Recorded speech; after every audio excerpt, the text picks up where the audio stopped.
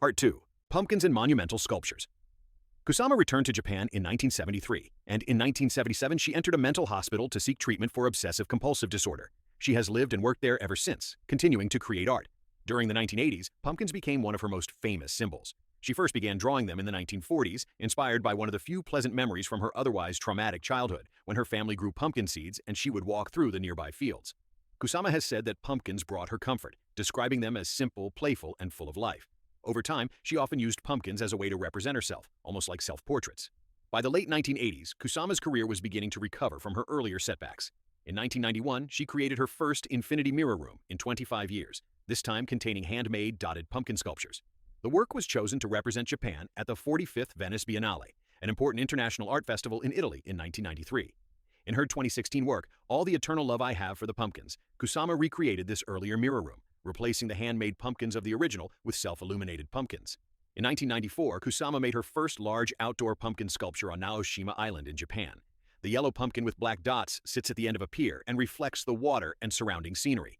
It has become one of her most famous works. She has since created many other pumpkin sculptures around the world, including at museums in Washington, London, Hong Kong, and other cities.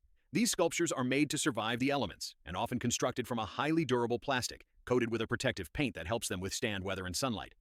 Later, career. In the later years of her career, Yayoi Kusama has continued to create art that reflects both her early experiences and her lifelong struggles with mental health. One of her most important recent series of paintings is called My Eternal Soul, which she began in 2009. Unlike her earlier abstract work on infinity nets, these large, colorful acrylic paintings feature more tangible subject matter such as faces, flowers, plants, and eyes. In My Eternal Soul, Kusama combines playful, childlike imagery with serious themes such as life and death, love and fear, war and peace. So far, she has created over 500 paintings for this project, often finishing one every 2 or 3 days. Legacy now, in her 90s, Yayoi Kusama continues to live by choice in a mental hospital in Tokyo, where she has stayed since the late 1970s. Her art studio is just 2 blocks away, allowing her to get the care she needs while continuing her daily work as an artist. Kusama's life shows how struggle and creativity can be deeply connected. Since childhood, she has faced hallucinations, mental illness, and the challenge of growing up with a mother who did not support her art. Instead of letting these experiences stop her, Kusama used them as inspiration. Making art became her way to understand and cope with her feelings.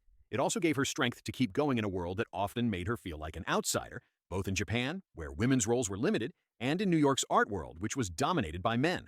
Today, Kusama is one of the most famous living artists and the highest-selling female artist in the world. But her importance goes beyond money or fame. Her life shows how personal challenges can lead to powerful creativity and how art can serve as both healing for the artist and inspiration for others.